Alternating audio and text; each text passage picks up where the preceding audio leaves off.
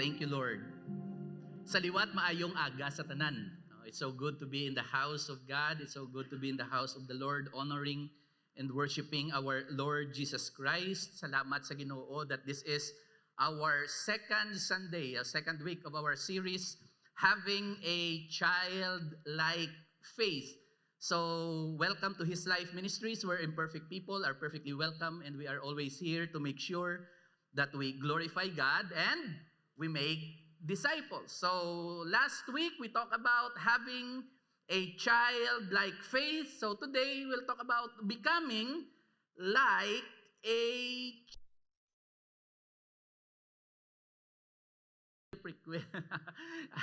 Ikaduha ni siya. This is part 2 of our talk last week. No? Sang last Sunday naton, part 2 ni siya. Becoming like a child. And let me just read to you our verse. Ginkuha ko ang whole verse niya, gid ang whole niya. Matthew chapter 18, verse 1 to 6. Supposed to be basta lang sa verse 5. But gindala kong 6. It says there, at that time, the disciples came to Jesus and asked, who then is the greatest in the kingdom of heaven? So, may discussion nga katabo. And he called a little child to him and placed the child among them. And he said, truly, I tell you, unless you change and become like little children, you will never enter the kingdom of heaven. So therefore, whoever takes the lowly position of this child is the greatest in the kingdom of heaven. And whoever welcomes one such child in my name welcomes me. If anyone causes one of these little ones, those who believe in me, to stumble, it would be better for them to have a large millstone hung around their neck and to be drowned in the depths of the sea. And may the Lord add blessing to the reading of His holy word. Wow. Ang bao gani, when I prepared this last Sunday, I thought I'll just be sharing a simple thoughts about children. But as I continue to study, it's really difficult. Oy, kabudlay gali, no? It's hard to share a childlike faith because the question this very morning that we have to answer in our hearts, childlike or childish like? Lain ang istorya sang ginatawag nga daw bata. Lain man ang ginatawag nga daw teka muna nagsabat, bata-bata. No? Lain naman na sa nga story. That's why tell the person beside you, ano ka klase? Bata or daw bata-bata? Ang bala siya be? Because we will talk about that this very morning. Sometimes it's easy to handle childlike attitude. Childlike attitude, you'll just give a candy. You'll just give maybe the things that they like, and then makwayet man na sila dayon, and you see a big smile on their faces. But a childish life, it takes weeks. It takes months. Dasig ni saya magsunggod ang ginatawag nga childish like. Ang balabi tupad mo, pala sunggod ka man.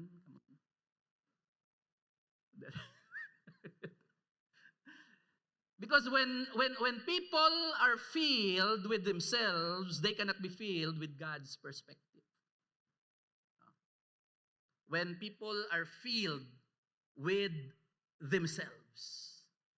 Because whether we like it or not, when we grow older, bala, kung damo-damo na kita bala experience sa kabuhi, no? Kung damo na kita bala experience ya, sometimes we say to other people that are younger than us, nabatian nyo naman ni Guro, pabalik ka pa lang, pakadto pa lang, pabalik na ako. No? Usual na siya nga mabatian naton. Or, noy, day, una kuya sa duyan sa imo. From time to time, we always say that with pride. No? Which is why siling dire may kompetisyon nga nagkalatabo within the disciples. Siling sa disciples, the disciple says, who is the greatest in the kingdom of God? No? There is such thing as competition within themselves. That's why when we talk about when people are filled with themselves, when they are filled of me, I and myself, it is impossible for God or it is impossible for us to see God's perspective. What is God's perspective? In God's perspective, there is grace. In God's perspective, there is mercy. In God's perspective, there is love. In God's perspective, there is purity. In God's perspective, there is forgiveness. But if we are filled with the things that this world offers, sometimes mabudlayan kita. We hardly see the perspective of God to other people. I don't know if you believe that. Hindi bala? From time to time, we see things that are negative to other people. And we cannot see the perspective of God to them, to the people around us. That's why the disciples misunderstood greatness in terms of human endeavor, accomplishment, and status. Wala nila nakita. They thought that greatness is something that you are above, no? That you are powerful, that you are the second in command. That's why your personality will create your perspective in life. Diba? Ang aton nga personalidad. When our personality is filled with hatred, we see our perspective to other people through hate. When we talk about hate, nagligad lang 2 days ago, Charlie Kirk, no? He was shot. No? A godly man. A man that would love to debate. A man that would love to make sure to establish God's faith to people. And we see evil during the time, no? when he was assassinated. That's why we see that here, that if our personality is made by evil thoughts, then our perspective to other people will be evil. If our personality is filled with corruption, our perspective in life will be corrupted. Di ba la? Though we know it's sin, kabalo kita nga sala. But because of our personality is composed of that sin in our lives, and then our perspective will change. Galain, galiwat siya. It directs differently, no? On the way we act. Because human tendency is to seek personal validation through competition and status in life. Where we are heading right now with our talk, because we are talking about having a child like faith. In children, there's no such thing as competition. No? Wala niya competition sa mga kabataan from time to time. No? Competition arises when we learn to think that we are good to other people. Di ba? May competition nga nagasulod kung maka-intindi kita, kung makita na naton nga daw maayo ko na sa iyahaw. No? Or maybe the other way around. Daw maayo na siya sa akon how. And then you try to raise the bar, no, in your life. So human tendency is to seek personal validation through competition and status instead of encouraging a focus on serving others with humility. Wow, we are now talking about humbleness with humility in our lives. Because world's definition of greatness is an unusual or considerable in degree, power, or intensity. Amo niyang ginahambal sa kalibutan. Wonderful, mahayugid. First rate, good. Notable, remarkable, exceptionally good. Pastor, may sala na da? No.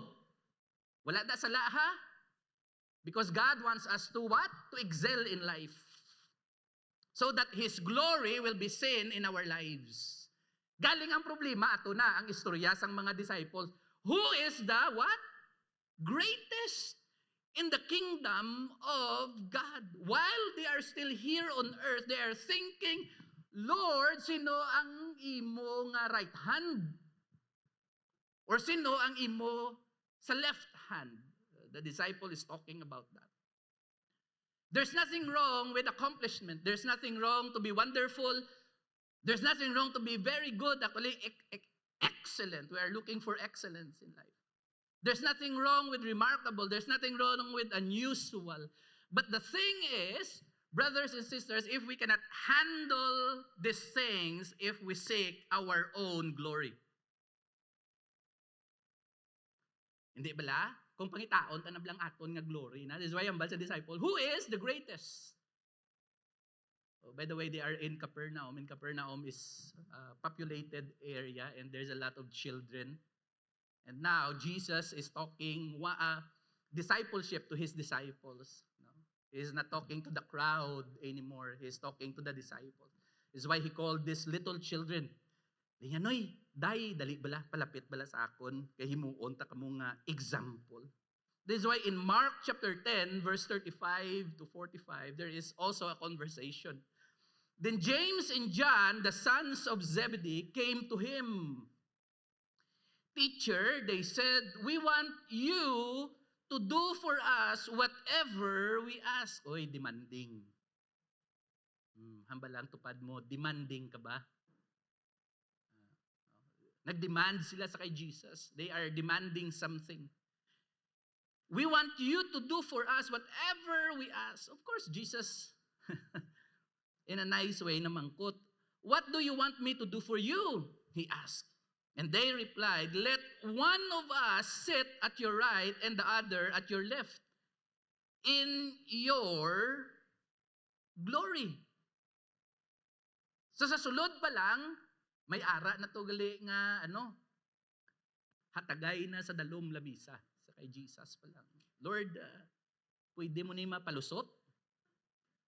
No, ako bala si mo Lord, pwede mo ni palusot. No, may ara na mga dungol sino na si John kag si James.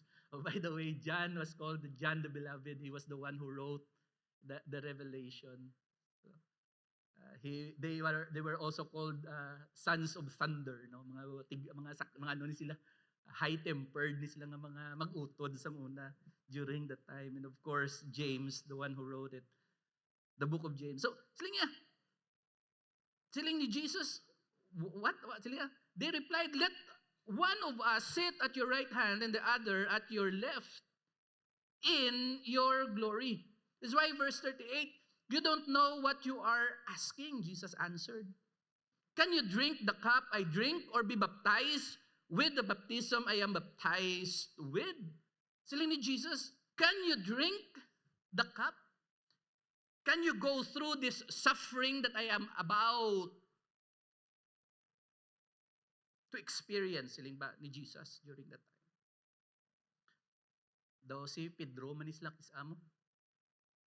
Ano to ganyambal ni Pedro? Before the cock crow 3 times you will deny me, ni Jesus, over my dead body, Lord.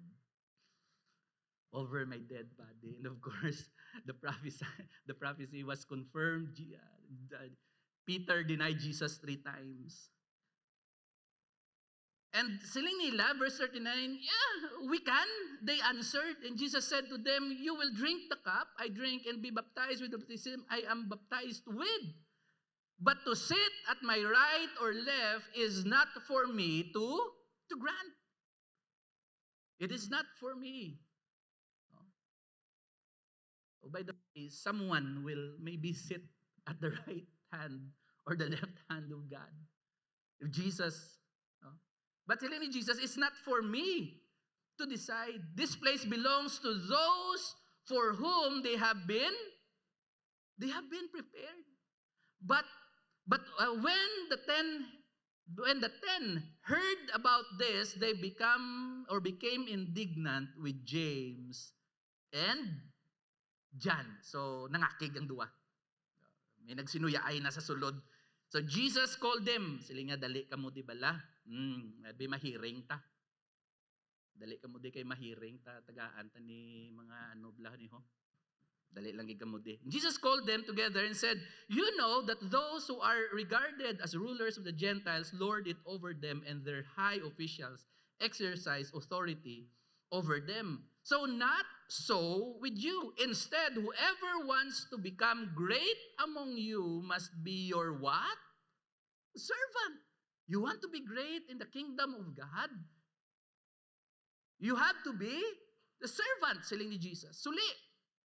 And whoever wants to be first must be slave of all. Now, their pride, their knowledge, their wisdom had been broken. Naguba. Kaya nga aman, they thought that greatness is the thing that you will, paane, himuana, himuato. But totally different. Siling niya, you have to what? To serve. That's why siling niya, be like this little child. You must be slave. For even the Son of Man did not come to be served, but to serve and to give his life as a ransom for many. Jesus makes sure that he example himself. Siling niya, i-rephrase ko lang kung ako, gani Diyos, nagpanaog, kag nag-serve, kag mahatag sang kabuhi, how much more sa inyo? Now, the question here is, are you willing to serve? Hambala tupad mo. Later on, serve me. Hambala siya. No? Serve me with good food later. No? Sige. Like, true greatness is defined as serving others for the glory of God. This is the genuine expression of humility. And I hope and pray that as we end this very morning, kapilatan naman istoryahan ng humility. No? But sometimes it's hard to practice it. Kabudlay i-practice ang ginatawag nga humility. So the essence of humility is simply accepting this, acknowledging that we are not ultimately in control. Because children don't have control of their life. They are always dependent on their papa, on their mama, on their parents, on their ate, on their kuya. Amo na yung kabataan, mahilig ni sila ya. That's why sometimes if we would like to control things, if we are in charge, we love to control things in our lives. Namian kita mag-control sang aton kaugalingon, mamian kita mag-control sang iban nga tao. Amo na yung perspective sang kalibutan to make sure they know how to control other people. But the essence of humility is simply accepting this, acknowledging that we are not ultimately in control. The more we know about life, the more we depend on our strength and ability. The more we experience, the more things that we have in this life, ay aragoy, the more we depend on our strength and ability. Kabalo na kita magpangita, idiya. Kabalo na kita magpasikot-sikot kung diin kita magkadto. Just like children, ano gani, pero may ginahimo sang children niya, mula na iyo. Di ba? No? Meaning, it's called about dependency. And Jesus wants his disciples to be dependent on him. Not on their knowledge, because they are already with Jesus. For almost 2 years, for almost 2.5 years, they are already with Jesus. They cast out demons. They heal the sick together with Jesus. They know it already. That's why they said, who is the greatest in the kingdom of God? Dali ni Jesus, dali lang gid. You want to be great? In the kingdom of God, be like these little children. Why? Most of the time, we are longing for strength and ability because we want to make sure that we are in control. Kita lang gusto, kita na ang namian nga kontrolado nato ng tanan-tanan. That is why in 2 Corinthians chapter 12, verse 9 to 10, Apostle Paul says, "But he said to me that my grace is sufficient for you." Now, the context of this verse is Apostle Paul have a thorn in the flesh. And he asked God for 3 times, "Lord, please take away this thorn in the flesh." But siling ni Lord, "I will not take away the thorn in the flesh." But he said to me, "My grace is always sufficient for you. For my power is made perfect in your weakness." Wow. Brothers and sisters, do you have weakness in life? Yeah. Because all of us have weakness in life. But in the midst of our weakness, may God be the center and may God be the strength of our weakness. For my power is made perfect in weakness, therefore I will boast all the more gladly about my weaknesses, so that Christ's power may rest on me. Wow. This is powerful line of Apostle Paul. Because we know that when pride comes and enter into the spirit, into the heart of a person, everything change. Nagaliwat gabag-o ang mindset, ang tagipusoon, ang perspective sa tao when pride comes in. That is why siling ni Apostle Paul, that I make sure that my weakness is the strength. In my weakness, God will be, or Christ will be my strength. That is why for Christ's sake, siling diri in verse 10, I delight in weaknesses, in insult, in hardship, in persecution, in difficulties, for when I am weak, then I am strong. Not because of the ability, not because of the strength, but because of the power of the Holy Spirit. That's why, brothers and sisters, grace is always available for those who are weak. You want grace in your life? Gusto nimo may grasya ang imo kabuhi? Then consider God as your strength. Don't allow your strength, but rather allow God's strength to be part of our lives so that grace will flow in each one of us. That's why Jesus wants us to become like little children, because He wants us to grow in humility, faith, and trust.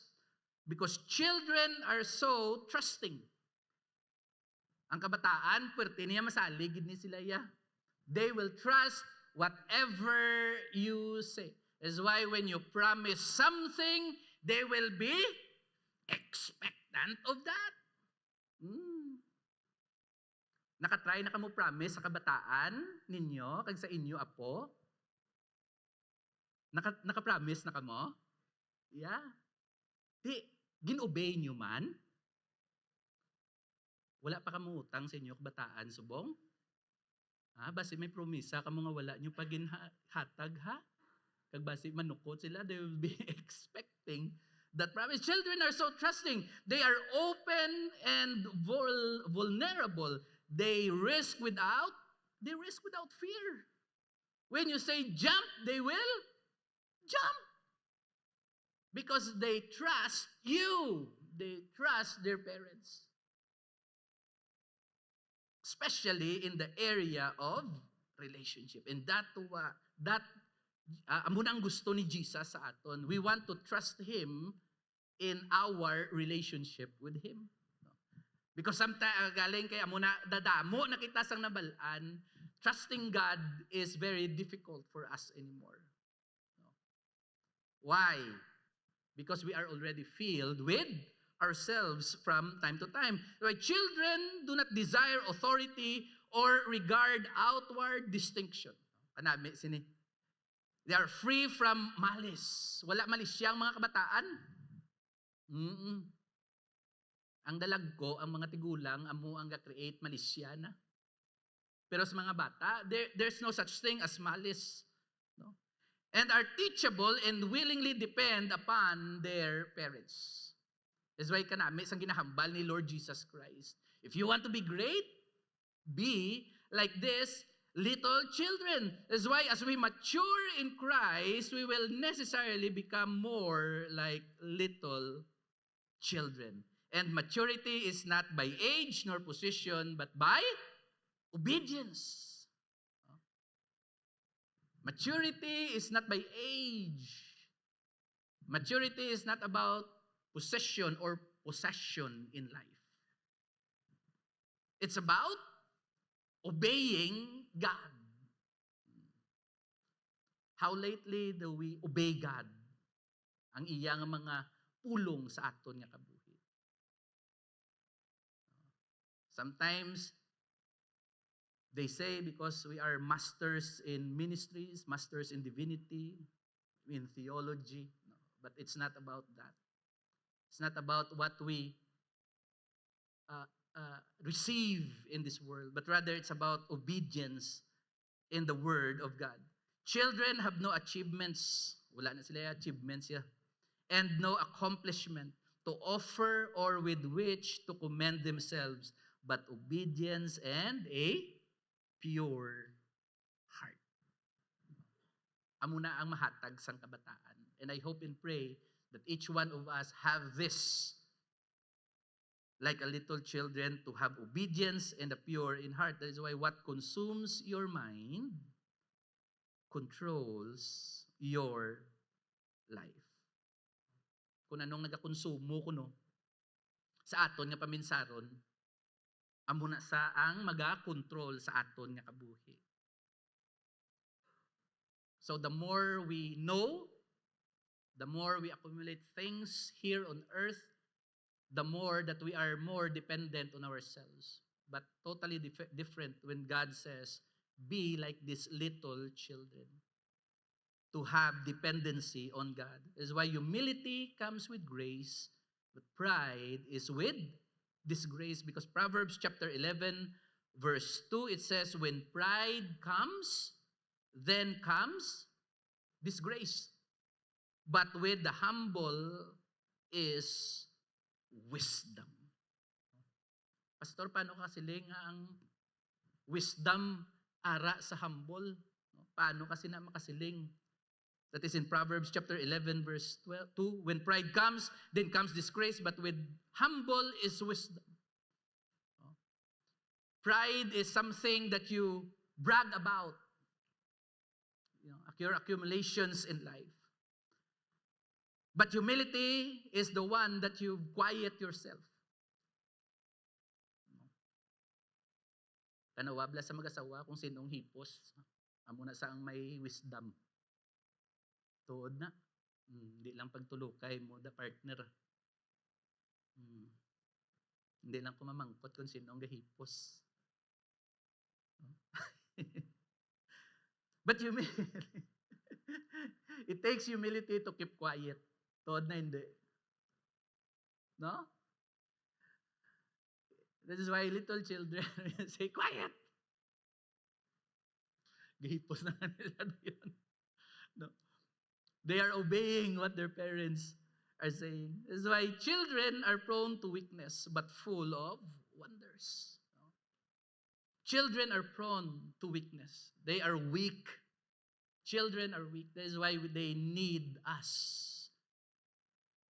That's why sila ni Jesus, be like these little children. Jesus tells us that childlikeness is a prerequisite for drawing near to God. Amo ni sa prerequisite nga magpalapit ita sa Ginoo. Why? Because children are without walls. Ang kabataan, hindi niya kabalo mag-create walls, but adult are skilled wall builders. That's why amo ni siyang pinakadelikado kung mapuno na ang aton paminsaron kag ang aton tagipusoon sang ginatawag kalibutan noon nga butang. When we forget about God who does the things for our lives. When we forget God. Again, it's not about accumulating things in this world, but it's about God in the things that we accumulate. Ara bala ang Diyos? Samtang nagatipon kita sa sini nga kalibutan or base nalipatan na naton ang Diyos. Again, Matthew chapter 18 verse 3, and he said, "Truly I tell you, unless you change and become like little children, you will never enter the kingdom of heaven." So how to be a child? Number 1, 3 things lang Listen carefully. Pamati. That's why siling ni Jesus, and he said, "Truly I tell you." For almost 2.5 years. Now, ibutang naton sa aton konsepto sa aton context. How long have you been a Christian? Pila ka nakatuig nga nangin Kristohanon? Are you still listening to God? Nagapamati kita Japon sa Ginoo? Or basi wala na? Kay bangod na punan na kita sang ginatawag nga ministry, napuno na kita sang ginatawag nga kasakuon, napunan na kita sang ginatawag nga accumulations of this earth. That's why siling ni Jesus, and he said, "Truly I tell you." That's why we have to listen very, very careful. We have to listen very carefully. Many listens, but you carefully obey the word of God. Kadamo-damo sang nagapamati But kadyutay sang naga-obey sang pulong sang Dios. Why? Because sometimes or most of the times we are picky, no? Picky kita sa ginawali sang pastor sa aton. Paghambal sang pastor nga mo daw hindi gid mayo guro para sa akon to. No? Paghambal sang ini nga pastor, mayo to sa do amo ni siyang akon himuon. No? That's why when Jesus says, "Truly I tell you," ginahambal ko na ni nga daan sa inyo. That's why we have to be carefully listening to what the Lord is saying to us. Basi tamaan na kita kasako, nga wala na naton gina-obey ang iya nga pulong. Basi tamaan na kita kasako that we forget our responsibility as a father.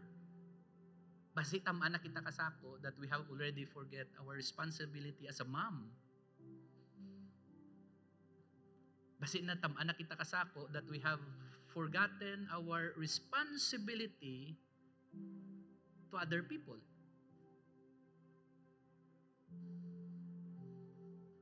That's why it says there, never try to explain God until you have obeyed Him. Hindi ta kuno, never try to explain God until we obey His word. Until we carefully listens to Him. Well, in our impatience, our busy lives, in the drive to get everything done as soon as possible, hinder us from listening carefully and obeying. I hope and pray that we pause for a while and listen to be like child. I don't know if the lolos, the tatays, and the nanays here, have you experienced opening a book and then your children are looking up at you with gaglow ang ila eyes while they are listening to your stories? Hindi di ka na ka-read bedtime stories sa ila. No? Same with us. God wants us to listen to Him. He longs for our relationship. That's why sila ni Jesus, be like these little children. And number 2, challenge to change yourself. Wow, this amo ni isang pinakabudlay, to challenge to change ourselves. In verse 3b, it says, unless you change and become like little children. Unless you change. Kung gusto mo baguhon. You want to be great in the kingdom of God, unless you change and become like little children. Challenge to change yourself. Oh, by the way, we are changing from glory to glory. Change naman is not isang dire daw, dulo demonyo ka, subong Kristohanon ka na. So, hindi man. No, it's a gradual thing. No? Hinay-hinay, gina-create kita ni Lord, hinay-hinay to change ourselves. No? That's why hambalang tupad mo, hindi pa tapos si Lord sa imo. Hambala siya bala? Hindi pa tapos si Lord sa imo. Gusto mo tapuson ka na ni Lord? Hindi man, lain man na sa. Okay, hindi pa man tapos si Lord sa aton. Hinay-hinay. That's why, we have to challenge to change ourselves. Ginhatagan na kita ni Lord, agin plastarya na na. It's up to us. It's up to us to change, to be like little children. No? Because our greatest obstacle is our self-will. Ang greatest obstacle naton is our self-will. Kung mag-wrestling na nagani ang will ni Lord kagang aton will, I don't know kung sino permi gadaog. Pero from time to time gadaog permi ang aton will na. Tuod hindi. No? From i-rate mo from 1 to 10, daw usually daw 6 ta, 4 si Lord or 7 ta. 3 si Lord. The greatest obstacle is our self-will. That's why when Jesus says, be like these little children, hindi nila makuha.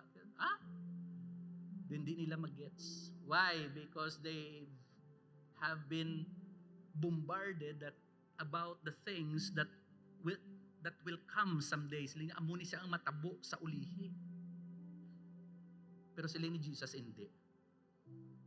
Lain ang akon padalagan. That's why change is one of the hardest things a person can do. But it is something God wants from us.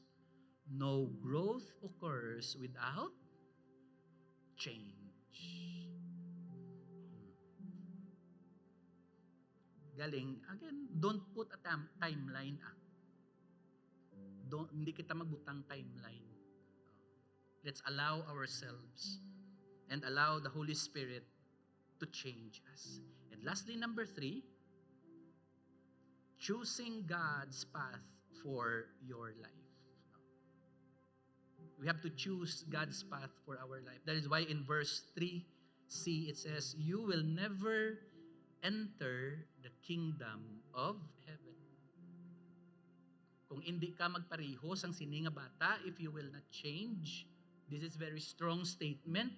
Because they are already a disciples. Disipulo na sila. Pero ginhambalan sila ni Jesus, if you will not change like these little children, you will never enter the kingdom of heaven. It's not just about being born again. It's not just about having a ministry. But it's all about having child-like faith. Acknowledging God in our lives. So choose God's path for your life. Kaya damo-damo alagyan. Damo-damo gina-offer nga alagyan ang kalibutan. But we choose the path that goes to heaven. Following God's way is embracing God's will. I hope and pray, brothers and sisters, that we will have the will of God in our lives. May I request everybody to please stand? So to become like a child is to deny our desire and to obey God's desire for us. Let's come to the Lord in prayer. Father in heaven, Lord, we thank you as we bless you this very morning, O God. May our lives be filled with your Holy Spirit.